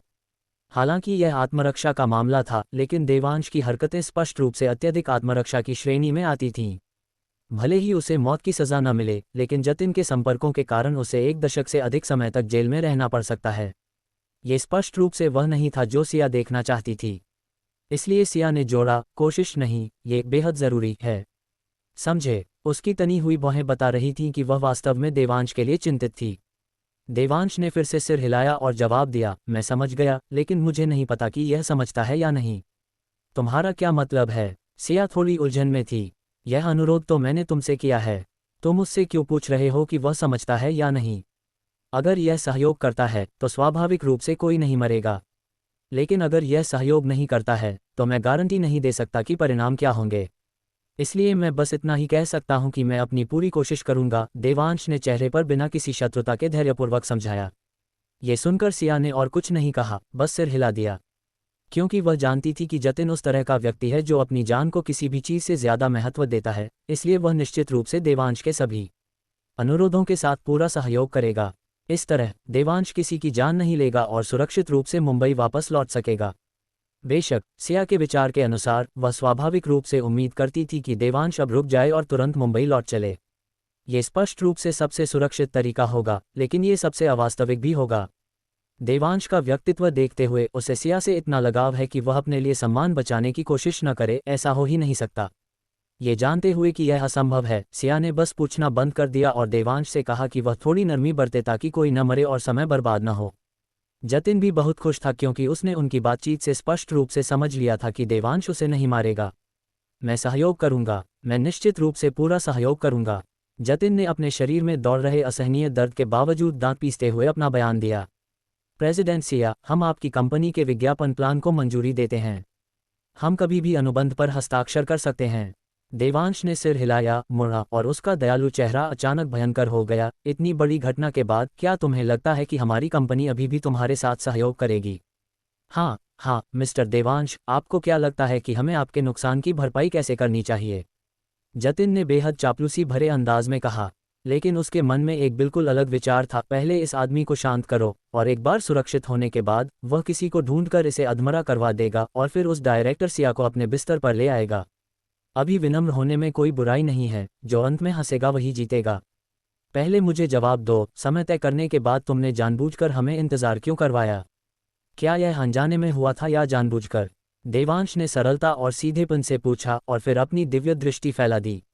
मिस्टर देवांश, ये वास्तव में अनजाने में हुआ था, जतिन ने दर्द भरे भाव के साथ कहा। उसकी परेशानी में उसकी ईमानदारी झलक रही थी। हर समय झूठ। देवांश ने ताना मारा। मैं तुम्हें आखिरी मौका दे रहा हूं। क्या ये तुम्हारी उपज थी या तुम किसी और के आदेश पर काम कर रहे थे? अध्याय 1717। उसे बताओ कि सब कुछ तय हो गया है और उसे माल का निरीक्षण करने के लिए बुलाओ। जतिन ने देवांश की चेतावनी को पूरी तरह से नज़रअंदाज कर दिया। उसकी नज़र में भले ही देवांश देख सकता था कि वह सड़क के उस पार ऑफिस में क्या कर रहा था, लेकिन वह कभी भी उसके असली विचारों को नहीं देख सकता था। वह इतनी ईमानदारी से अभिनय कर रहा था कि सबसे सख्त जज भी कहेंगे कि उसका प्रदर्शन बेदाग और स्वाभाविक था। उसे विश्वास नहीं था कि देवांश उसके नाटक को समझ पाएगा। मुझे चकमा देने की कोशिश कर रहे हो? बिल्कुल नहीं, जतिन ने मन ही मन चिल्लाया, लेकिन उसका चेहरा ईमानदारी से भावहीन बना रहा। मिस्टर देवांश, मैं भगवान की कसम खाता हूं, मेरा वास्तव में ऐसा कोई मतलब नहीं था। मैं बस हवस में अंधा हो गया था और उस सेक्रेटरी के साथ कुछ और समय बिताना चाहता था। मेरा वास्तव में इससे कोई मतलब नहीं था। ये सुनकर देवांश ने अपना सिर हिलाया। लगता है तुम तब तक आंसू नहीं बहाओगे जब तक तुम्हें अपनी मौत सामने न दिख जाए। बोलते हुए देवांश ने साइड से एक ऑफिस चेयर उठाई, उसे घुमाया और उसे कॉन्फ्रेंस रूम की फर्श से छत तक वाली खिड़की की ओर फेंक दिया। एक जोरदार चटाक के साथ बुलेट प्रूफ समझी जाने वाली वह कांच की खिड़की तुरंत चकनाचूर हो गई। हालांकि ऑफिस चेयर पूरी तरह से सुरक्षित रही, बुलेट प्रूफ ग्लास से टकराकर वापस आए और जमीन पर बिखर गई। ये नज़ारा देखकर सिया और जतिन दोनों के चेहरों पर सदमे के भाव आ गए। सिया को जो बात चौंका रही थी वह ये थी कि इतनी बड़ी कंपनी की खिड़कियां इतनी कमज़ोर थीं कि उन्होंने एक ऑफिस चेयर से ही दम तोड़ दिया। ये सच है जैसा वे कहते हैं, जैसा बाप वैसा बेटा। एक जतिन जवेरी ने कंपनी को बर्बाद कर दिया है। परचेजिंग मैनेजर ने शायद कंपनी के रेनोवेशन में काफ़ी कमीशन खाया होगा। जतिन को जो बात चौंका रही थी वह ये थी कि यह ऑफिस चेयर बस अविश्वसनीय थी। ये कुछ ऐसा कर सकती थी जो गोलियां भी नहीं कर सकती थीं। इससे भी महत्वपूर्ण बात यह है कि भले ही बुलेट प्रूफ ग्लास चकनाचूर हो गया, लेकिन कुर्सी पूरी तरह से सुरक्षित रही। ऐसी क्वालिटी देखकर कौन हैरान नहीं होगा। जतिन को बुलेट प्रूफ ग्लास की गुणवत्ता पर कोई संदेह नहीं था क्योंकि वह पहले भी इस कॉन्फ्रेंस रूम में अन्य कंपनियों के प्लानिंग मैनेजर से मिल चुका था। हालांकि वह प्लानिंग मैनेजर सिया जितनी बेहद खूबसूरत नहीं थी, फिर भी वह अपने प्रोफेशनल कपड़ों में एक ज़बरदस्त आकर्षण बिखेर रही थी। इसलिए मान मनोबल और दबाव के मिश्रण के माध्यम से उसने इस कॉन्फ्रेंस रूम में उस प्लानिंग मैनेजर के साथ एक दोस्ताना खड़े होकर बातचीत की थी जिसमें उनकी पीठ एक दूसरे की ओर थी। वह प्लानिंग मैनेजर ठीक उसी खिड़की के पास खड़ी थी। जतिन को यकीन था कि उसने खिड़की पर काफ़ी जोर से टक्कर मारी थी, लेकिन फिर भी वह उस पर एक खरोंच भी नहीं छोड़ पाया था। इसलिए उस समय उसने परचेजिंग मैनेजर को अलग नज़रिए से देखा, ये सोचते हुए कि वह आदमी मेहनती है और भले ही उसने कमीशन लिया हो लेकिन शायद उसने बहुत ज़्यादा नहीं लिया। उस समय उसे नहीं लगा कि परचेजिंग मैनेजर प्रमोशन का हकदार है, इसलिए वह समय के साथ इसके बारे में भूल गया। अब कुर्सी वाली घटना के साथ जतिन को आखिरकार वह मैनेजर याद आ गया और उसने अपने दिल में गुप्त रूप से कसम खाई कि अगर वह इस परीक्षा से बच गया तो वह निश्चित रूप से उस परचेजिंग मैनेजर को प्रमोट करेगा। लेकिन शुरुआती सदमे के बाद वह जल्दी ही जम गया, क्योंकि उसे अचानक समझ आ गया कि देवांश ने वह बड़ी खिड़की क्यों तोड़ी थी। यह आदमी सच में उसे यहाँ से नीचे फेंकने की योजना बना रहा है। जैसे ही उसके दिमाग में यह विचार आया, देवांश ने उसे उठाया और खिड़की की ओर घसीटा। मिस्टर देवांश, आपने प्रेसिडेंट सिया से वादा किया था कि आप किसी की जान नहीं लेंगे, है ना? आप क्या करने की कोशिश कर रहे हैं? जतिन लगभग डर के मारे मर गया था, संघर्ष करते हुए और साथ ही चिल्लाते हुए। मैंने प्रेसिडेंट सिया से वादा किया था, लेकिन केवल तभी जब तुम सहयोग करो। देवांश ने जल्दी से जतिन को खिड़की तक घसीटा, फिर मुस्कुराते हुए उसकी ओर देखा। लेकिन अब तुम बिल्कुल सहयोग नहीं कर रहे हो। मैं तुम्हारी जान कैसे बख्श सकता हूँ? बोलते हुए देवांश ने जतिन को खिड़की से बाहर धकेलने का नाटक किया, जिससे वह इतना डर गया कि उसने जल्दी से देवांश का हाथ पकड़ लिया और दया की भीख मांगने लगा। मिस्टर देवांश, मैं सच कह रहा हूँ। मैं वास्तव में बस हवस का मारा था। इसके अलावा मैं इस अवसर का उपयोग प्रेसिडेंट सिया को उनकी जगह दिखाने और उन्हें परेशान करने के लिए भी करना चाहता था। वास्तव में मुझे निर्देश देने वाला कोई और नहीं था। जैसे ही जतिन ने ये कहा, वह फूट फूट कर रो रहा था, एक बहुत ही जीवंत प्रदर्शन करते हुए, जैसे कि अगर देवांश ने उस पर विश्वास नहीं किया तो उस पर बिजली गिर जाएगी। खैर, उसे इस तरह देखकर सिया कुछ हद तक हिल गई थी। उसे लग रहा था कि वह वास्तव में किसी के निर्देशों के तहत काम नहीं कर रहा था और यह पूरी तरह से उसका अपना किया धरा था। हालांकि जतिन के लगभग सही प्रदर्शन का सामना करते हुए देवांश ने केवल 3 शब्दों के साथ उसके भ्रम को चकनाचूर कर दिया। ये 3 शब्द एक व्यक्ति का नाम है, जोरावर आहूजा। उद्धरण चिन्ह ... सिग्मा आ। नाम सुनते ही जतिन सन रह गया, जैसे उस पर बिजली गिर गई हो। सिया, जो शुरू में डगमगा रही थी, जतिन की हालत देखकर तुरंत समझ गई कि देवांश ने फिर से सही अनुमान लगाया था। जतिन वास्तव में किसी के द्वारा निर्देशित किया जा रहा था और वह व्यक्ति जोरावर आहूजा नाम का था। सवाल यह है कि देवांश को कैसे पता चला? क्या उसके पास कोई अंतर्ज्ञान क्षमता है? अन्यथा उन्हें पहले कैसे पता चला कि जतिन सड़क के उस पार की इमारत के ऑफिस में अपनी महिला सेक्रेटरी के साथ रंगलियां मना रहा था? और अब उन्हें कैसे पता है कि जतिन को इस जोरावर आहूजा नाम के व्यक्ति द्वारा निर्देश दिया गया था? आप कुंवर जोरावर का नाम कैसे जानते हैं? जतिन की आंखें फैल गईं, उसका चेहरा अविश्वास और दहशत से भर गया। अगर ऑफिस में अपनी सेक्रेटरी के साथ रंगलियां मनाने को गुप्त रूप से निगरानी कैमरे लगाने से समझाया जा सकता है, तो कुंवर जोरावर को उसके संपर्क के बारे में कैसे पता चला? आपको पता होना चाहिए कि मेरे और कुंवर जोरावर के बीच संचार हमेशा बेहद गुप्त रहा है। न केवल हमने कभी ऑफिस में एक दूसरे से संपर्क किया है, बल्कि घर पर भी। ये बेहद सुरक्षित बेसमेंट में होता है, जहां बाहरी लोग कभी भी हमारी निगरानी नहीं कर पाएंगे। इस बात की चिंता मत करो कि मैं कैसे जानता हूँ। बस ये जान लो कि मैंने तुम्हें एक मौका दिया था और तुमने उसका फ़ायदा नहीं उठाया, देवांश ने मुस्कुराते हुए कहा, फिर जतिन को उठाया और उसे खिड़की की ओर ले गया। कृपया मुझे बख्श दो, जतिन फिर से चिल्लाया, उसका पूरा शरीर डर से कांप रहा था। प्रेसिडेंट सिया, मुझे बचाओ। ये देखते हुए कि देवांश का रुकने का कोई इरादा नहीं था, जतिन ने मदद के लिए सिया से गुहार लगाए, अगर मैं मर गया तो आपकी सेक्रेटरी भी जिंदा नहीं बचेगी। आपको मेरे जैसे घटिया आदमी के लिए अपनी जान कुर्बान करने की ज़रूरत नहीं है ना? देवांश, कैसा रहेगा अगर हम बस इसकी पिटाई कर दें? हो सकता है कि यह एक कमीना हो, लेकिन इसने अभी जो कहा उसमें दम है। तुम्हारा भविष्य उज्ज्वल है, इस तरह के कचरे को इसे बर्बाद करने देने की कोई ज़रूरत नहीं है। सिया ने देवांश की ओर देखा, वह भी चिंतित थी कि वह कुछ लापरवाही कर सकता है। सौभाग्य से, जैसे ही उसने बोलना समाप्त किया, देवांश ने सहमति में सिर हिलाया। उसने न केवल जतिन को खिड़की से अंदर खींच लिया, बल्कि उसका कॉलर छोड़ दिया और उसे ज़मीन पर फेंक दिया। प्रेसिडेंट सिया की खातिर मैं तुम्हें एक और मौका दे सकता हूं, लेकिन उसी शर्त पर, देखते हैं कि तुम सहयोग करते हो या नहीं। जतिन ने जल्दी से सिर हिलाया, मैं सहयोग करूंगा, मैं इस बार चाहे जो हो जाए पूरा सहयोग करूंगा। वह सच बोल रहा था, क्योंकि देवांश द्वारा कुंवर जोरावर का नाम लेने से उसका हौसला पूरी तरह टूट चुका था। ये देखकर देवांश ने थोड़ा सिर हिलाया। जोरावर आहूजा को फ़ोन करो और उससे कहो कि मामला सुलझ गया है और उसे माल का निरीक्षण करने के लिए आने को कहो। अध्याय 1718 तुम्हारी सांसें बहुत तेज चल रही हैं, यह मुझे परेशान कर रही हैं। हरिपुर में एक पुराने ज़माने के कमरे में दो पुरुष एक प्रामाणिक पारंपरिक थाई मालिश का आनंद ले रहे हैं। वे दोनों नग्न थे, अपने शरीर को ढकने के लिए केवल एक शॉर्ट्स पहने हुए थे। उनमें से एक 30 के दशक में था, सुंदर लेकिन उदास अभिव्यक्ति के साथ, एक बहुत ही भयानक एहसास दे रहा था, जैसे कि अगर आप सावधान न रहे तो आप उसे नाराज कर सकते हैं। दूसरा, हालांकि वह भी अपने 30वें दशक में था, उसकी कनपटी के बाल बर्फ की तरह सफ़ेद थे, ठीक वैसे ही जैसे समय से पहले बुढ़ापा आने के लक्षण होते हैं जिनके बारे में लोग अक्सर बात करते हैं।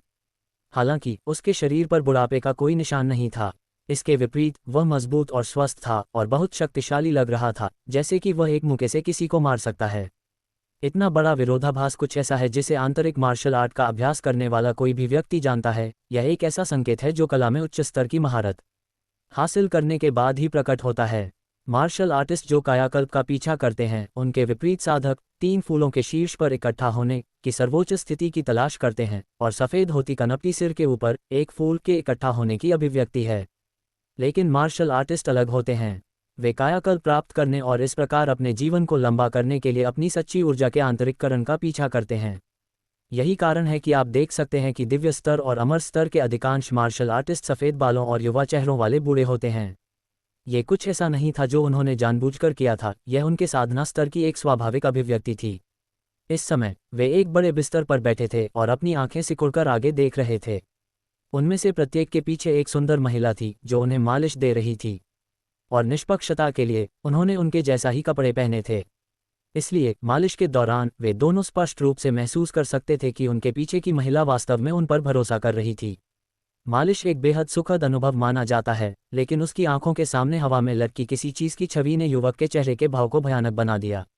उनके सामने हवा में तैरती छवि कुछ वैसी ही थी जैसे कोई जादुई दर्पण तकनीक, लेकिन इसकी सीमा बहुत छोटी थी, जो केवल एक कॉन्फ्रेंस रूम के आकार का क्षेत्र दिखा रही थी।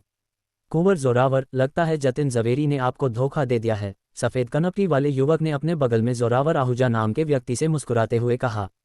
ये सुनकर जोरावर आहूजा का पहले से ही खराब मूड तुरंत फट पड़ा।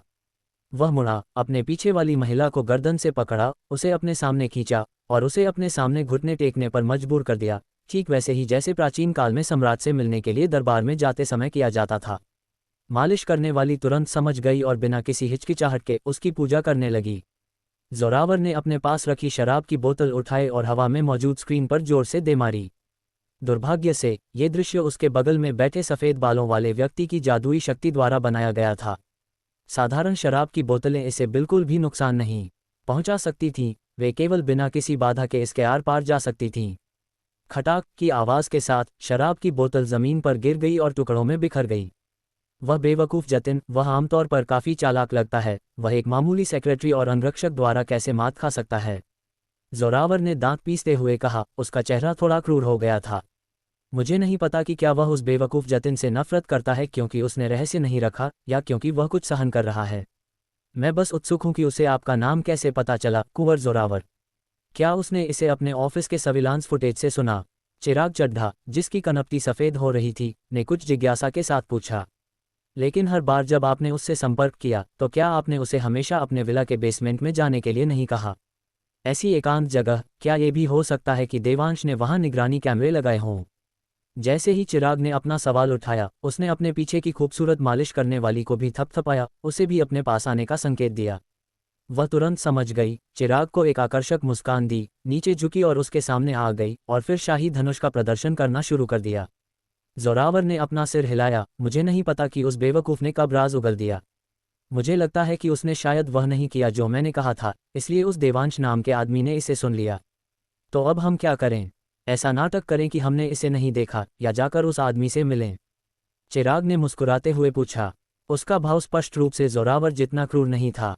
ये स्पष्ट नहीं था कि क्या यह इसलिए था क्योंकि उसके सामने वाली महिला दूसरी मालिश करने वाली जितनी कुशल नहीं थी, या क्योंकि वह स्वाभाविक रूप से अधिक धैर्यवान था। क्या तुमने उस सियोसिया का वह घमंडी रूप नहीं देखा? तुम बस ऐसा नाटक नहीं कर सकते कि तुमने इसे नहीं देखा। जोरावर ने चिड़चिड़ेपन से पूछा, फिर तुरंत अपना जवाब दिया, बेशक मैं उस आदमी से मिलने जा रहा हूँ। बोलते हुए उसने वीडियो में युवक को घूरते हुए अपनी आंखें सिकोड़ ली और कहा, इसके अलावा वह आदमी मुझसे मिलने के लिए इतना उत्सुक है। मैं देखना चाहता हूं कि जब मैं पहुंचता हूं तो वह मुझसे कैसे आगे निकलता है। इतना कहने के बाद उसे शायद कुछ एहसास हुआ, इसलिए उसने अपने बगल में बैठे आदमी से धीरे से कहा, अगर मैं उसका मुकाबला न कर पाऊं तो मुझे उम्मीद है कि भाई चिराग मदद का हाथ बढ़ाएंगे। चिराग दिल खोलकर हंसा, कुंवर जोरावर बहुत विनम्र हैं। अंतरात्मा स्तर के आपके वर्तमान साधना स्तर के साथ न केवल उसके जैसे साधारण नश्वर आपका कुछ नहीं बिगाड़ सकते, बल्कि साधारण आंतरिक ऊर्जा वाले मार्शल आर्टिस्ट भी आपका मुकाबला नहीं कर सकते। जोरावर स्वाभाविक रूप से यह जानता था और वह बस विनम्र होने के लिए कह रहा था। जैसे ही उसने बोलना समाप्त किया, वीडियो में जतिन ने आखिरकार कांपते हाथों से अपना सेल फोन डायल किया। जोरावर ने बजते हुए फोन को देखा, चिराग की ओर मुस्कुराया और फिर उसका जवाब दिया। इससे पहले कि जतिन बोल पाता, उसने कहा, मैं समझ गया। कॉन्फ्रेंस रूम में इंतजार करो, मैं अभी वहां पहुंचता हूं। इतना कहने के बाद उसने फोन काट दिया, फिर मालिश करने वाले के सिर को नीचे दबाया, जबरदस्ती अपनी शक्ति का प्रदर्शन करते हुए, पूरी तरह से इस बात की परवाह किए बिना कि मालिश करने वाली इसे संभाल सकती है या नहीं। उसने जल्दी ही दिखावा करना बंद कर दिया और मालिश करने वाली की खांसी को नज़रअंदाज करते हुए उसे जल्दी करने और खुद को धोने के लिए पानी लाने के लिए कहा। हाँ, अमीर लोगों को खुद नहाने की ज़रूरत नहीं होती, उनके पास उनकी देखभाल करने वाले लोग होते हैं। चिराग स्पष्ट रूप से बहुत अधिक सौम्य था, अपने मालिश सत्र को समाप्त करने से पहले चीज़ों के सही होने का इंतजार कर रहा था। जब मालिश करने वाली उनके शरीर को धो रही थी, उन्होंने वीडियो में कॉन्फ्रेंस रूम में कुछ अप्रत्याशित होते देखा। कॉन्फ्रेंस रूम में जतिन द्वारा अपना फ़ोन कॉल समाप्त करने के बाद उसने देवांश की ओर चापलूसी से मुस्कुराते हुए कहा, मिस्टर देवांश, कुंवर जोरावर। कुंवर जोरावर आने के लिए सहमत हो गए हैं। आप अब मुझे जाने दे सकते हैं, है ना? देवांश ने अपना सिर हिलाया। मैं वास्तव में तुम्हें बख्शना चाहता था, लेकिन तुमने फिर भी ठीक से सहयोग नहीं किया। उद्धरण चिन्ह विस्मयादिबोधक चिन्ह उद्धरण चिन्ह। जतिन की पुतलियां तुरंत फैल गईं और वह डर से कांपने लगा। मिस्टर देवांश, मैंने सहयोग किया। मैंने पहले ही कुंवर जोरावर को यहाँ लुभाने में आपकी मदद की, आप इस तरह अपनी बात से मुकर नहीं सकते। देवांश ने आह भरी, ऐसा नहीं है कि मैंने अपना वादा तोड़ा, बल्कि यह कि तुमने वास्तव में ठीक से सहयोग नहीं किया। मिस्टर देवांश, क्या आप मुझे बता सकते हैं कि मैं सहयोग करने में कहाँ विफल रहा? नहीं तो, अगर आप गलती निकालने पर आमादा हैं, तो आप हमेशा कोई न कोई बहाना ढूंढ ही सकते हैं। जतिन, जिसका चेहरा आंसुओं से भीगा हुआ था, आतंकित होकर देवांश को घूर रहा था और विनती कर रहा था। देवांश ने सिर हिलाया। तुम्हारी सांसें बहुत तेज चल रही हैं, यह मुझे परेशान कर रही हैं। बताओ, क्या तुम मेरे साथ सहयोग नहीं कर रहे हो? ये सुनकर जतिन पूरी तरह से हक्का बक्का रह गया और खुद को ये सोचने से नहीं रोक पाया, क्या यह असहयोग माना जाता है? लेकिन इससे पहले कि वह उन शब्दों को कह पाता, उसका शरीर अचानक हल्का महसूस हुआ और उसने खुद को देवांश द्वारा उठाए जाते और खिड़की से बाहर फेंके जाते हुए पाया, जहां उसने नीचे गिरना शुरू कर दिया। अध्याय 1719 में देखना चाहूंगा कि कौन इतना घमंडी है। देवांश की हरकतें तेज और निर्णायक थीं। इससे पहले कि सिया कोई प्रतिक्रिया दे पाती, जतिन की चीखें खिड़की के बाहर से आने लगीं। जब तक उसे एहसास हुआ कि क्या हो रहा है, जतिन की चीखें पूरी तरह से गायब हो चुकी थीं और उनकी जगह एक मुश्किल से सुनाई देने वाली दबी हुई आवाज़ ने ले ली थी। एक जोरदार धमक के साथ सिया लगभग जतिन के शरीर को ज़मीन से टकराते हुए देख सकती थी। देवांश, क्या तुम पागल हो गए हो? सिया घबराहट में चिल्लाई, फिर उसका दिमाग दौड़ने लगा, ये सोचते हुए कि देवांश को मिलने वाली सज़ा को कम करने के लिए आगे क्या किया जाए। हालांकि देवांश ने ऐसे व्यवहार किया जैसे कुछ हुआ ही न हो। मुस्कुराते हुए सिया की ओर देखा। उसने तुम्हें उस तरह से अपमानित करने की हिम्मत की? मैं वास्तव में उसकी मौत के अलावा और किसी अंत के बारे में सोच ही नहीं सकता।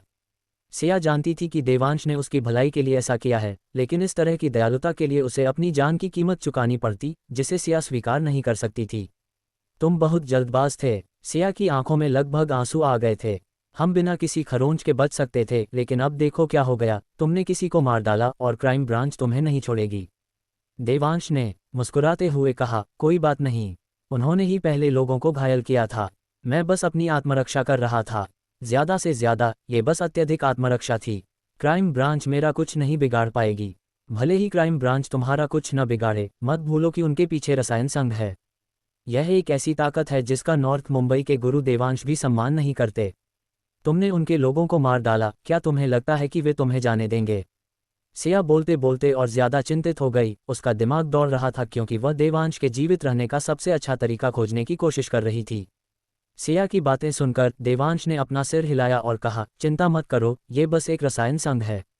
वे ऐसे छोटे मोटे कीड़े के लिए गुरु देवांश के खिलाफ नहीं जाएंगे। स्वाभाविक रूप से वे मेरे पीछे नहीं आएंगे। ये सुनकर सिया, जो काफी घबराई हुई थी, तुरंत काफी शांत हो गई।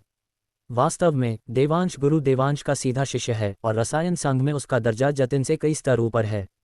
रसायन संघ को वास्तव में ऐसे कमीने की खातिर आकाश श्रेणी में नंबर 1 पर काबिज गुरु देवांश को नाराज करने की जरूरत नहीं है। हालांकि जतिन ने एक बार कहा था कि रसायन संघ गुरु देवांश से नहीं डरता और यहाँ तक कि उन्हें कुत्ता समझता है, लेकिन अगर गुरु देवांश नाराज हो गए तो रसायन संघ को भारी नुकसान उठाना पड़ेगा, भले ही वह अंत में जीत जाए। सिया का मानना था कि रसायन संघ जैसा इतना बड़ा संगठन कभी भी ऐसा कुछ नहीं करेगा जिससे 1000 दुश्मनों को मारते हुए अपने 800 लोग खोने पड़ें। ये समझने के बाद सिया ने काफी राहत महसूस की। इस बिंदु पर उसने पहले ही सबसे अच्छा समाधान सोच लिया था, जितनी जल्दी हो सके इस जगह को छोड़ना। इसलिए उसने देवांश से कहा, प्लेन की टिकट खरीदो और बात बाहर आने से पहले मुंबई वापस चलो। वह गुरु देवांश का गढ़ है और देवांश का भी गढ़ है। एक बार जब हम मुंबई लौट जाएंगे तो पैंतरेबाजी के लिए बहुत अधिक गुंजाइश होगी। लेकिन देवांश ने सीधे मना कर दिया, वह जोरावर नाम का आदमी जल्द ही पहुंचने वाला होगा। वह इतनी दूर आया है, अगर हम ऐसे ही चले गए तो ये बहुत अभद्र होगा। ये कैसी बातें करने का समय है। सिया लगभग रो पड़ी थी। अगर हम उसके आने का इंतजार करेंगे तो क्या हम निकल भी पाएंगे? बेशक मैं जा सकता हूँ, मैं क्यों नहीं जा सकता? देवांश ने पलटवार किया। उसके चेहरे पर घबराहट का कोई नामोनिशान नहीं था। उसका संयम सिया को ऐसा महसूस करा रहा था जैसे यह अवास्तविक हो। बकवास करना बंद करो, वैसे भी मुझे तंग नहीं किया गया था। चलो इसे अभी के लिए छोड़ देते हैं, मेरे साथ मुंबई वापस चलो। सिया ने देवांश को दरवाजे की ओर खींचते हुए कहा। इससे पहले कि वे दोनों 2 कदम भी चल पाते, उन्होंने जमीन पर पड़े गुर्गों में से एक को दबी हुई आवाज में कहते सुना, संघर्ष मत करो, तुम बच नहीं सकते। बोलने वाला वही अंगरक्षक था जिसने जतिन को जमीन पर गिरा दिया था, जिससे वह देवांश द्वारा फेंकी गई कुर्सी से बच गया, लेकिन बाद में जतिन ने उसे लात मारी और उसे कचरा कहा। उसकी बकवास मत सुनो, चलो जल्दी चलते हैं। सिया को चिंता थी कि अंगरक्षक समय बर्बाद कर रहा है, इसलिए उसने बिल्कुल भी देरी करने की हिम्मत नहीं की और देवांश को बाहर खींच लिया। मेरा दिल उस जानवर जतिन ने तोड़ दिया था, इसलिए मैंने तुम्हें ये बताया, वरना तुम्हें पता भी नहीं चलता कि तुम कैसे मरे। अंगरक्षक दीवार के सहारे झुक गया, जोर जोर से हौंफ रहा था। स्पष्ट रूप से जिस कुर्सी से देवांश ने उसे पहले मारा था उसने उसे काफी दर्द दिया था, और उसने जो कहा वह वास्तव में सच था। वह स्पष्ट रूप से जतिन को कुर्सी से बचाने के लिए आगे लपका था, लेकिन आभारी होने के बजाय जतिन ने उसे लात मारी और गालियां दी। उस तरह का व्यक्ति मरने के लायक है, इसलिए भले ही देवांश ने उस पर कुर्सी दे मारी थी, फिर भी वह देवांश का आभारी था। कम से कम जतिन के मरने के साथ उन्हें उनकी पत्नियों, बच्चों और बुजुर्ग माता पिता के साथ मरना नहीं पड़ेगा। तुम्हारा क्या मतलब है? सिया रुक गई और पूछा, जो उसके लिए एक दुर्लभ घटना थी। हालांकि वह जानती थी कि दूसरा पक्ष शायद समय बर्बाद कर रहा है, लेकिन वह देवांश की सुरक्षा के बारे में अधिक चिंतित थी, विशेष रूप से यह डर कि वह बिना किसी कारण के मर सकता है। अंगरक्षक ने अपनी मुद्रा ठीक की, फिर असहनीय दर्द को सहन करते हुए समझाया, जहां तक मुझे पता है यह जोरावर आहूजा अथाह शक्ति वाला एक साधक है। तुम्हें मारने की तो बात ही छोड़ो, वह किसी को पता चले बिना एक आंतरिक ऊर्जा वाले मार्शल आर्टिस्ट को भी मार सकता है। इसलिए चाहे तुम कितना भी संघर्ष करो, भले ही तुम दुनिया के किसी भी कोने में भाग जाओ, इसका कोई फायदा नहीं होगा। ये सुनकर सिया सन रह गई। उसने कभी नहीं सोचा था कि उसकी बिजनेस ट्रिप इतने शक्तिशाली व्यक्ति को नाराज कर देगी। अगर यह सिर्फ मैं होती तो बात अलग थी, लेकिन मैंने कभी उम्मीद नहीं की थी कि देवांश भी इसमें फंस जाएगा। अगर गुरु देवांश एकांतवास में न गए होते तो सब ठीक होता, लेकिन समस्या यह है कि गुरु देवांश फिर से गहरे एकांतवास में है और देवांश के पास उनसे मदद मांगने का कोई रास्ता नहीं है। उस स्थिति में क्या देवांश बर्बाद नहीं हो जाएगा? देवांश, अब हम क्या करें? सिया थोड़ी असमंजस में थी। मुझे खेद है, मैंने तुम्हें इसमें घसीटा। अगर मैंने तुम्हें यहाँ लाने की जिद नहीं की होती तो तुम इतने शक्तिशाली व्यक्ति को नाराज नहीं करते। उसे अब साधक मिलने की उम्मीद छोड़ देनी चाहिए थी, लेकिन उसने ऐसा किया और एक साथ 2 का सामना भी कर लिया। लेकिन सिया किसी और से बेहतर जानती थी कि ये दोनों लोग कभी भी पीहू का इलाज नहीं करेंगे। भले ही वे तैयार हों, शायद उनके पास क्षमता ही नहीं है। आखिरकार एक महागुरु उन जैसा नहीं दिखेगा। ये सब कहने का कारण केवल ये साबित करना है कि सिया के मन में देवांश इन दोनों का मुकाबला नहीं कर सकता। सिया की नज़र में भले ही देवांश ने गुरु देवांश से कुछ आत्मरक्षा तकनीकें सीखी थीं, फिर भी वह इन साधकों के सामने 3 साल के बच्चे जैसा था और उनके द्वारा आसानी से कुचला जा सकता था। यही कारण है कि सिया इस समय इतनी चिंतित है। हालांकि ठीक जब सिया रोने वाली थी, देवांश ने ठंडे स्वर में कहा, एक प्रवेश स्तर का साधक अपना चेहरा दिखाने और खुद को शर्मिंदा करने की हिम्मत कैसे कर सकता है? ये सुनकर सिया को चक्कर आने लगे। वे पहले से ही दूसरे पक्ष का मुकाबला नहीं कर सकते थे और फिर देवांश ने शब्दों से उन्हें उकसाना शुरू कर दिया। क्या यह मौत को दावत देने जैसा नहीं था? निश्चित रूप से। जैसे ही देवांश ने यह कहा, भयावह चेहरे वाला युवक तुरंत हंस पड़ा। कुएं का मेढक ही रहता है। अगर तुमने दुनिया को थोड़ा और देखा होता, बस थोड़ा सा, तो तुम ऐसी बिना दिमाग वाली बातें नहीं करते। चिराग हंसा और बीच में बोला, मुझे लगता है कि इस बच्चे को यह भी नहीं पता कि साधक क्या होता है।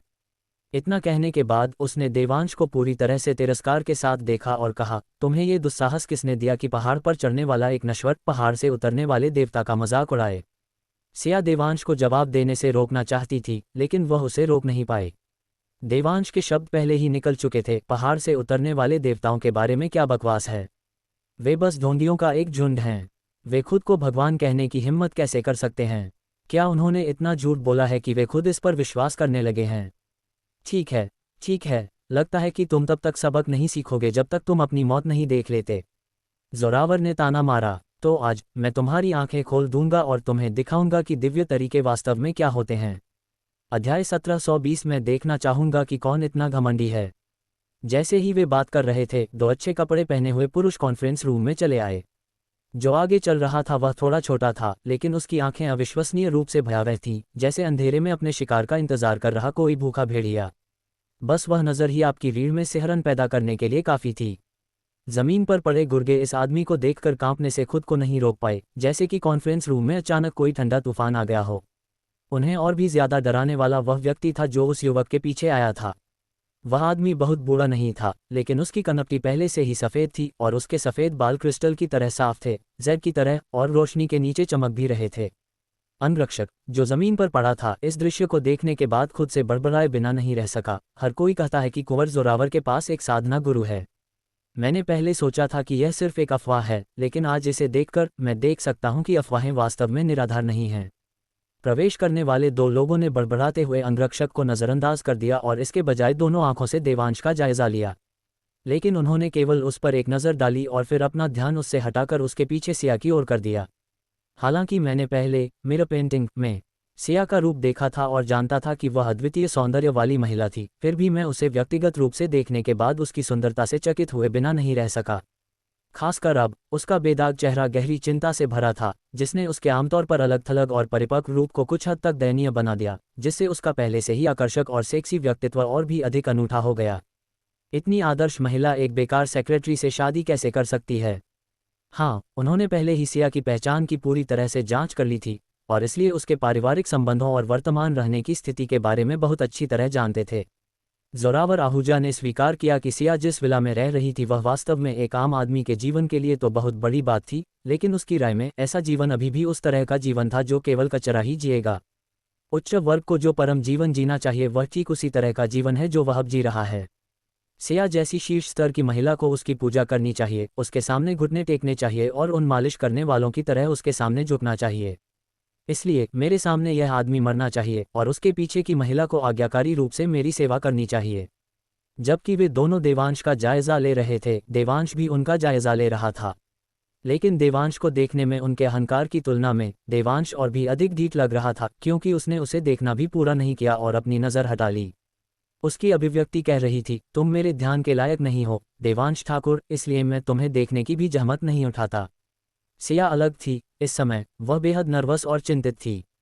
उनके सामने वाला व्यक्ति एक महान साधक है, या आम आदमी की शर्तों में एक देवता जैसा व्यक्ति।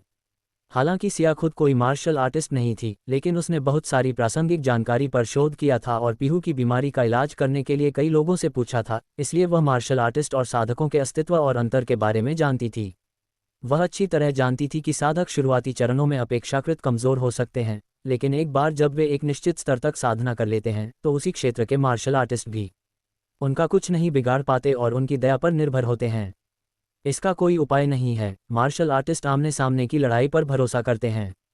महागुरु स्तर तक पहुंचने के बाद ही वे दुश्मनों को मारने के लिए कुछ तकनीकों और अलौकिक क्षमताओं का मुश्किल से उपयोग कर सकते हैं।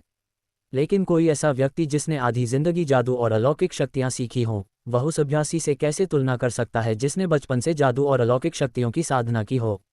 खासकर जब एक साधक महागुरु स्तर तक पहुंच जाता है तो वे हाथ के इशारे मुद्रा बनाने की ज़रूरत के बिना लगभग अपनी मर्जी से मंत्र और अलौकिक शक्तियां डाल सकते हैं, जिससे वे उसी क्षेत्र में लगभग अजेय हो जाते हैं। दूसरे शब्दों में, एक बार जब कोई साधक महागुरु स्तर तक पहुंच जाता है तो वे अनिवार्य रूप से ईश्वर स्तर से नीचे अजेय होते हैं। इस तरह का ज्ञान ऑनलाइन बिल्कुल नहीं मिल सकता था, लेकिन उसने रिया कपूर को सीधा फ़ोन किया। आधे घंटे तक बात करने के बाद उसे आखिरकार समझ आया कि एक साधक कितना विशेष अस्तित्व था। उस समय उसने पीहू की बीमारी का इलाज करने के लिए महागुरु स्तर के साधक को खोजने के बारे में सोचा, लेकिन दुर्भाग्य से ऐसे साधक लगभग विलुप्त हो चुके थे, और भले ही वे अभी भी जीवित हों, वे पीहू की बीमारी का इलाज करने के लिए तैयार नहीं हो सकते थे। भले ही दूसरा पक्ष पीहू का इलाज करने को तैयार हो, कपूर परिवार भी नहीं जानता था कि साधक को कहाँ ढूंढा जाए, इसलिए स्वाभाविक रूप से वे उसे साधना गुरु से संपर्क करने में मदद नहीं कर पाएंगे।